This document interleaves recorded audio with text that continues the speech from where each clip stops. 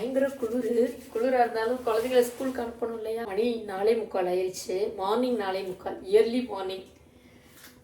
First இந்த குளிருக்கு ஒரு காஃபி வச்சு குடித்தாதான் அடுத்தனால வேலை பார்க்க முடியும் போல். ரைஸ் கொஞ்சமாக ஒரு கப் போட்டு ஊற வச்சுருக்கேன். எப்போதுமே ஸ்கூல் லஞ்ச் பாக்ஸ் எப்படி இருக்குன்னா 1 பாட் ரைஸ் மாதிரி தான் இருக்கும். வெஜ் பிரியாணி அல்லது வெஜ் ரைஸு, முட்டை சாதம், லெமன் ரைஸ். இப்போ குளிர்னால லெமன் ரைஸ் செய்ய கொண்டக்கடலை ஊற வச்சேன். நம்ம எல்லாத்தையும் போட்டு பண்ணுறது தானே ரைஸு.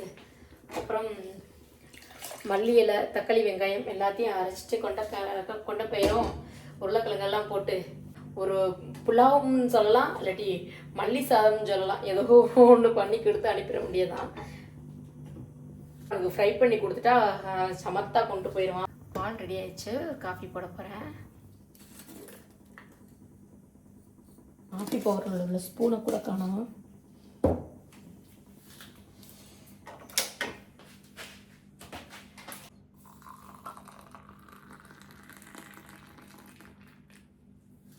கொஞ்சம் வெயிட் லாஸ் பண்ணலான்னு ஒரு 15 டேஸாக, ஒரு 15-20 நாள் இருக்கும். கொஞ்சம் காஃபிலாம் குடிக்காமல் இல்லை, நான் எப்படி குடிச்சிடும் அதில் எல்லாத்தையுமே கம்மி பண்ணி, குவான்டிட்டியை கம்மி பண்ணி இதை பண்ண ஆரம்பித்தேன். இப்போ காஃபி 2 டைம் குடிக்கிறேன் அப்படின்னா 1 டைம் மட்டும் எடுத்துக்கிட்டேன். ஆனால் இந்த குளிர் 1 வீக்காக ஸ்டார்ட் ஆனதுலேருந்து நம்மளுக்கு ஒரு சாக்கு கிடைக்காதான்னு இருந்திருப்பேன் போல்.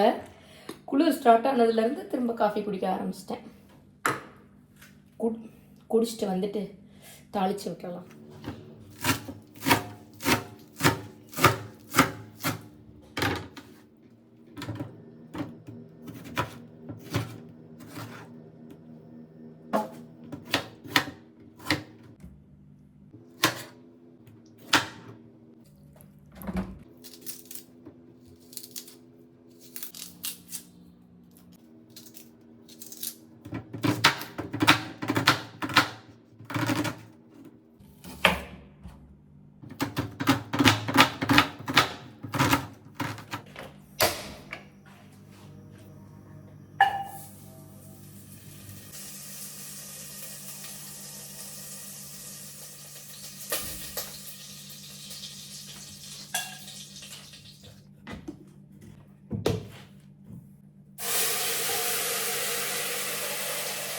சிம்பிளான ஒரு மல்லி சாதம் தான் பண்ணுறேன்.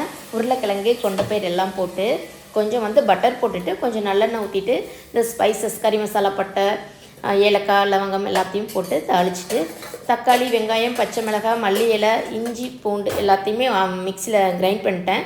அரைச்சி அந்த பேஸ்ட்டையும் சேர்த்து கொஞ்சம் வீட்டில் உள்ள மிளகாத்தூள், மல்லித்தூள் இதை மட்டும் போட்டு தான் சிம்பிளான ஒரு மல்லி சாதம். ஆனால் டேஸ்ட் நல்லாயிருக்கும். ட்ரை பண்ணி பாருங்கள். அதான் பண்ணிகிட்ருக்கேன் காலைல பையனுக்கு ஸ்கூலுக்கு கொடுத்து விடுறதுக்கு.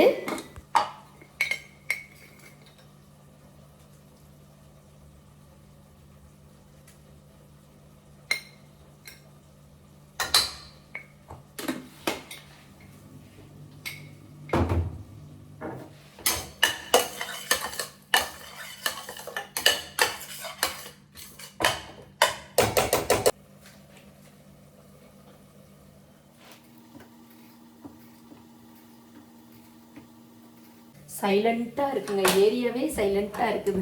இங்கே 12 மணி வரைக்கும் பக்கத்தில் அப்பார்ட்மெண்ட்டில் குழந்தைங்க பக்கத்து வீட்டிலலாம் கத்திக்கிட்டே இருப்பாங்க.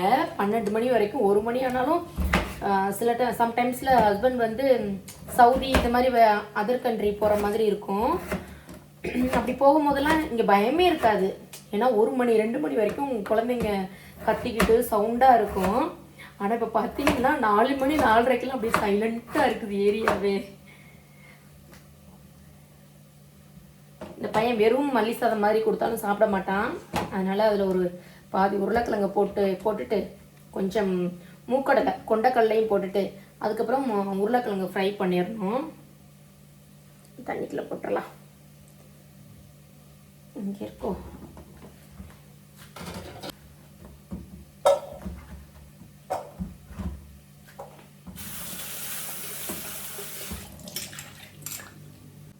ஒரு கை கொண்டைப்பயிரையும் அள்ளி போட்டுடலாம். அதில் இப்படி மாதிரி புலாவ், வெஜ்ஜு பிரியாணி மாதிரி அதிலெல்லாம் வந்து கொண்ட பயிர் இந்த மாதிரி பயிரையும் போட்டு விட்டுறது. தனியாக குழம்பு வச்சா கூட வந்து சாப்பிட கஷ்டமாக இருக்கும். ஆனால் அந்த பிரியாணி மாதிரி அந்த ஸ்பைசஸ் எல்லாம் சேர்ந்து அதில் அந்த பயிர் கலந்து கொடுத்துட்டோன்னா சாப்பிட்ருவான் என் பையன். ஸோ அதுக்காக ஒரு கைப்பிடி போட்டுக்கிறேன். நைட் டைம்லேயே ஹீட்டரை போட்டு வச்சுட்டு தூங்கினாதான் போல்.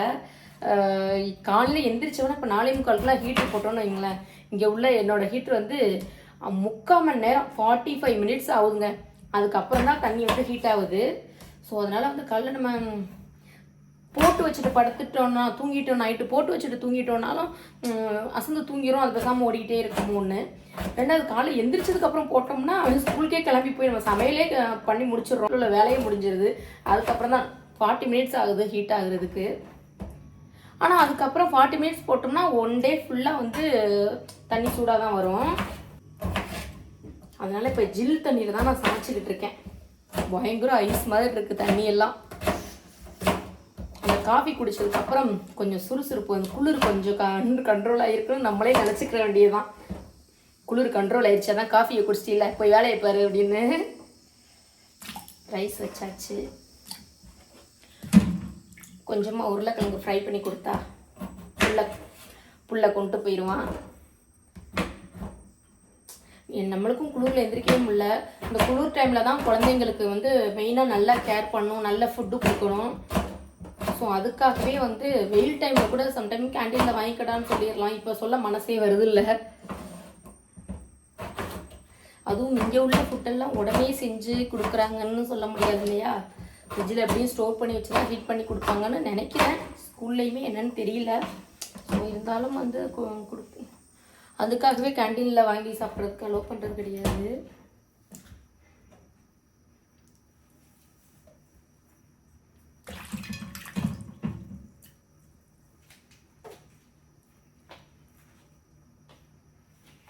உருளைக்கிழங்கும் தாளிச்சு விட்டுறலாம். அது ஒரு பக்கம் ஃப்ரை ஆகிட்டு.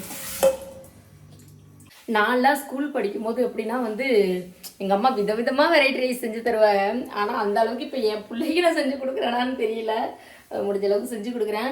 நல்ல இந்த குழம்பு சாதம் அது மாதிரிலாம் நான் வந்து ஸ்கூலுக்கும் சரி. ஸ்கூல் வந்து எப்படின்னா வந்து உள்ளூர் நம்ம வீடு வந்து கிராமத்துலேருந்து அப்பா ஃபாரினில் இருக்கும்போது கிராமத்துலேருந்து படிக்கிறதுக்காக கொஞ்சம் நம்ம ஊர்லேயே கொஞ்சம் டவுனாக இருக்கும் இல்லையா, அந்த பக்கம் இருந்தோம்.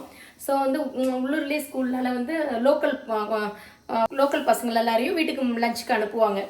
ஸோ அவள் அனுப்பும் போதெல்லாம் வீட்டுக்கு கரெக்டாக வர்றது இந்த லஞ்ச் டைமுக்கு வந்தோன்னு வைங்களேன், சுட சுட சுட சுட ஆவி பறக்க சாப்பாடு இருக்கும், பொரியல் குழம்பு அப்படின்னு. அதுக்கப்புறம் நல்லா ஒரு 11th 12th படிக்கும் போதெல்லாம் வந்து லஞ்சுக்கெல்லாம் வெளியிலேயே பசங்க போகக்கூடாதுங்கிற மாதிரி ரூல்ஸ் கொண்டு வந்துட்டாங்க. அப்பவும் பார்த்தா சுட சுட சுட அந்த லாஸ்ட்டு 4th பீரியடு போயிட்டுருக்கும், கம்ப்யூட்டர் சயின்ஸ் பீரியட் போயிட்டுருக்கோம். அந்த 11th 12thலலாம் 4வது பீரியட் வந்து கம்ப்யூட்டர் சயின்ஸ் போயிட்டுருக்கோம். ஸோ அந்த கம்ப்யூட்டர் சார் எப்படின்னா வந்து ஒரு ஸ்கூலுக்கு மட்டும் இல்லை, அவர் 2-3 ஸ்கூல் அந்த மாதிரி போகிறவரா. நம்மளுக்கு கிளாஸ் எடுக்கும்போது பார்த்தீங்கன்னா அடுத்து அவர் 4 நாள் கழிச்சு 2 நாள் கழிச்சு இப்படி தான் நம்மளுக்கு திரும்ப கிளாஸ் எடுக்கிற மாதிரி இருக்கும். ஸோ அந்த 4வது பீரியடு பெல்ல அடித்தாலும் கிளாஸ் எடுத்துக்கிட்டே இருப்பார். ஏன்னா அந்த அவர் நடத்துகிற அந்த லெசனை வந்து முடிச்சாதான் வந்து போவார். ஏன்னா திரும்ப நம்ம கிளாஸ்க்கு வர்றதுக்கு ஒரு 3 days ஆகுமே அப்படிங்கிறக்காக. பார்த்தா வெயிட் பண்ணிகிட்டே இருப்பாங்க. சுட சுட சாப்பாடு வெயிட் பண்ணி வாசலில் நின்றுக்கிட்டு இருக்கும். காலேஜ் படிக்கும் போதும் அப்படி தான்.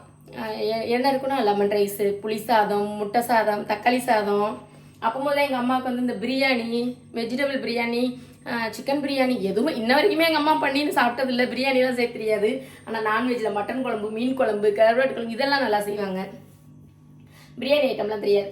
நானாக செய்ய ட்ரை பண்ணாதான் முன்னாடிலாம் எங்கள் வீட்டில் இருக்கும் போது.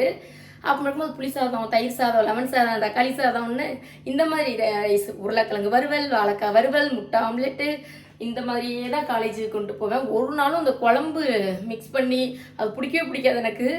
அதே மாதிரி தான் என் பையன் நானாக இருக்கிறான். இது வெரைட்டி ரைஸ் கொடுத்து விட்டோன்னா கம்முன்னு கொண்டு போயிட்டு சாப்பிட்டுட்டு வந்துடுவான். எனக்கு இவனுக்கு செய்யும் போதெல்லாம் அதுக்குள்ளேயே இவ்வளோ வருஷங்கள் ஓடிடுச்சா, நம்மளே இப்போ தான் காலேஜுக்கு வந்து லெமன் ரைஸ் புளி சாதம் கொண்டுட்டு ஓடின மாதிரி இருக்குது. நம்ம லஞ்ச் பாக்ஸை அவசரமாக பேக் பண்ணி எடுத்துகிட்டு போன மாதிரி இருக்குது. இப்போ நம்ம குழந்தைகளுக்கு கட்டுறோமேங்கிற மாதிரி இருக்குது. நைட்டு டிஃபனுக்கு அரிசி வேற ஊற வச்சுருக்கேன். இன்னும் நான் ஸ்கூலுக்கு அனுப்பிட்டு கொஞ்சம் லேட்டாக ஒரு 9-10 மணி போல். இவன் 6 மணிக்கு ஸ்கூல் வேன் வருமா, அனுப்பிச்சி விட்டுட்டு ஒரு காலை டிஃபன் எல்லாம் முடிச்சதுக்கப்புறம் ஒரு 9-10 மணிக்கு மேலே மாவு அரைச்சா தான் நைட்டு இட்லிக்கு ஆகும். டிஃபன் இல்லாட்டி பயங்கர சிரமமாக இருக்குது. பயங்கர குளிராக இருக்குமா இங்கே. எனக்கு லாங் ஹேராக இருக்கவும் சட்டுன்னு காயாது. வெயில் டைமில் என்ன இங்கே 2 பிரச்சனை இருக்குங்க. ஒன்று வந்து பயங்கர வெயிலாக இருக்கும், இல்லாட்டி பயங்கர வின்டர் சீசனில் பயங்கர குளிராக இருக்குமா. குளிராக வந்து காலையில் குளித்தோம்னா ஈவினிங் வரைக்கும் எனக்கு ஹேர் காயவே காயாது. இந்த ஹேர் ட்ரையர் அப்பெல்லாம் யூஸ் பண்ணுறாங்கன்னா அப்பெல்லாம் எதுவும் யூஸ் பண்ணது கிடையாது. நம்ம நார்மலாக காயாது. அதுக்கப்புறம் வந்து வெயில் டைமில் என்ன பிரச்சனை அப்படின்னா பயங்கர தண்ணி சூடாக வரும். சூடாக வந்தோம்னா நம்ம குளிக்கிறோன்னு நினச்சா தான் நம்ம பிடிச்சி வைக்கலாம் மறந்து போயிடுவோம். ஸோ அப்பவும் சுட சுட வந்து தண்ணியை தலையில் ஊற்றுறதுக்கும் கஷ்டம். குளிர் டைமில் வந்து ஜில்லுன்னு தண்ணி குளிச்சுட்டு கூட வந்துடலாம், ஹீட்ரு போட்டு நார்மல் வாட்டரில் வச்சு குளிச்சுட்டு வந்துடலாம். ஆனால் வந்து தலை சீக்கிரம் காயாது. இந்த பிரச்சனையே இருந்ததுனால லாஸ்ட் வின்டர் சீசனில் தான் நான் ஹேர் கட் பண்ணேன்.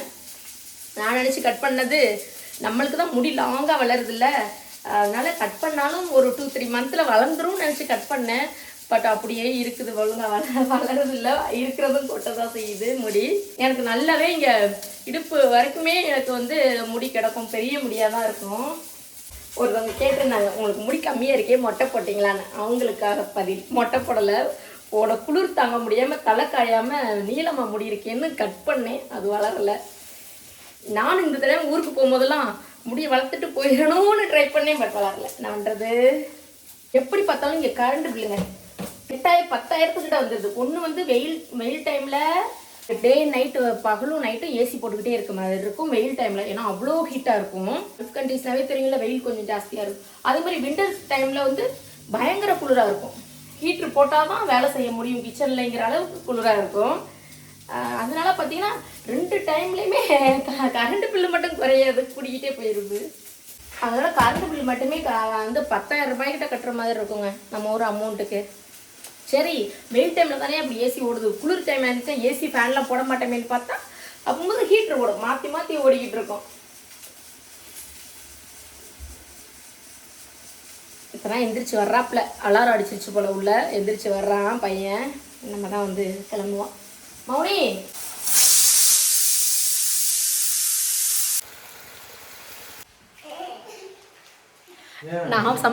நான் பண்ண சமையல்ல குடும்பமே எந்திரிச்சிருச்சு. சின்ன பையன் எந்திரிச்சிட்டான்.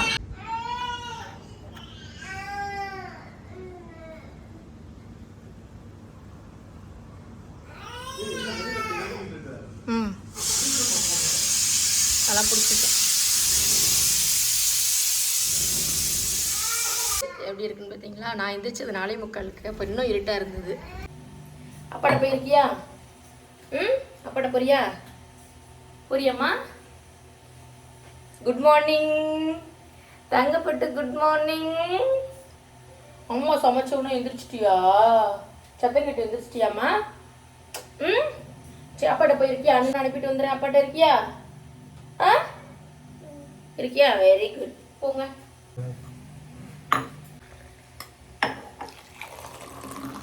மௌனர், இந்த பால் இந்தா. அப்படி ஜில்லுன்னு ஆறி போயிடும். லைட் வார்மாக இருக்கும் போதே குடிவா.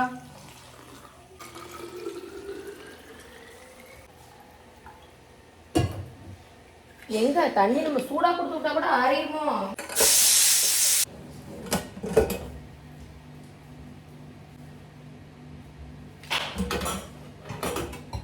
தேங்காய் எண்ணெய்லாம் பயங்கர இது கட்டி ஆயிரும்ல, அது மாதிரி ஆயிடுச்சு.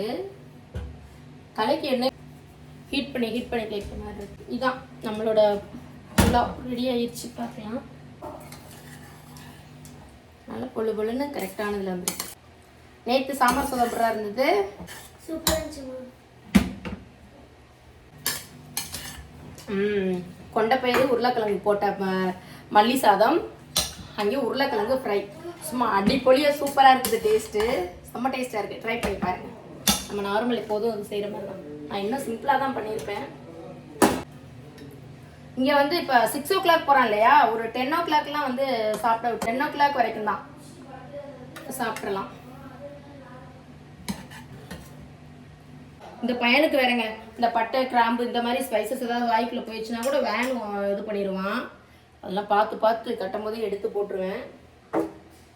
எல்லார் வீட்லேயும் இதான் நடக்கும்னு நினைக்கிறேன். எல்லா குழந்தைங்களும் அப்படி தான். எனக்கு லஞ்சு பாக்ஸ் வந்து ஸ்டீலில், இந்த மாதிரி பிளாஸ்டிக் அந்த மாதிரிலாம் இருக்குது. ஸ்டீலில் எனக்கு செட்டே ஆகலைங்க. நானும் ஊருக்கு போகும்போதும் எடுக்கிறேன், இங்கேயும் எடுக்கிறேன், எதுவுமே செட் ஆக மாட்டேங்குது. இப்போ எடுத்துறதுக்கு தான் கொஞ்சம் கரெக்டாக சூப்பராக போயிட்டு இது. இல்லாட்டி ஒன்றும் அவனுக்கு திறக்க தெரிய மாட்டேங்குது. உருளைக்கிழங்கு ஃப்ரை. இப்போ வந்த பால் குடிச்சிட்டீல, இந்தா ஓகேவா? வாட்டர் பாட்டில் எடுத்து வச்சிட்டியா? இப்போ ஃப்ரூட்ஸ் கொடுத்தாலும் இந்த குளிர ஆரம்பிச்சதுலேருந்து எடுத்துகிட்டு போக மாட்டேங்கிறாங்க. சாப்பாடு தான் வேணுங்கிறான், ஃப்ரூட்ஸ்லாம் வேண்டாமா. குடும்பமே எந்திரிச்சிருச்சுங்க. அவனை ஸ்கூலுக்கு கிளப்போம்னா குடும்பமே எந்திரிச்சிடுறோம். நானும் மெதுவாக தான் வேலை பார்க்குறது. யாரும் எந்திரிச்சக்கூடாது, யாருக்கும் டிஸ்டர்பன்ஸ் பண்ணக்கூடாது அப்படிங்கிறதுக்காக நான் மெதுவாக தான் வேலை பார்ப்பேன். இருந்தாலும் நான் 4:45 எந்திரிச்சாலும் அந்த 5:30க்கு மேலே வந்து எந்திரிச்சிடுறாங்க. ஏறுற வரைக்கும் காதுலாம் போட்டுக்கிறணும், நல்ல பட்டன் போட்டுக்கிறணும். சளியிலி பிடிக்க விட்டுறக்கூடாது. ஓகே ஃப்ரெண்ட்ஸ், இதான் என்னோட இயர்லி மார்னிங் ஒர்க்கெல்லாம். அதை உங்க கூட ஷேர் பண்ணி பிடிச்சிருக்கு அப்படின்னா கண்டிப்பாக வந்து ஒரு லைக் பண்ணிடுங்க. சப்ஸ்கிரைப் பண்ணாட்டியும் பரவாயில்ல, இந்த வீடியோ பிடிச்சிருக்குன்னா லைக் பண்ணிடுங்க. சப்ஸ்கிரைப் பண்ண வேண்டாம், ஷேர் பண்ண வேண்டாம், ஒரு லைக்கை மட்டும் பண்ணுங்கள். ஓகே ஃப்ரெண்ட்ஸ், பாய்.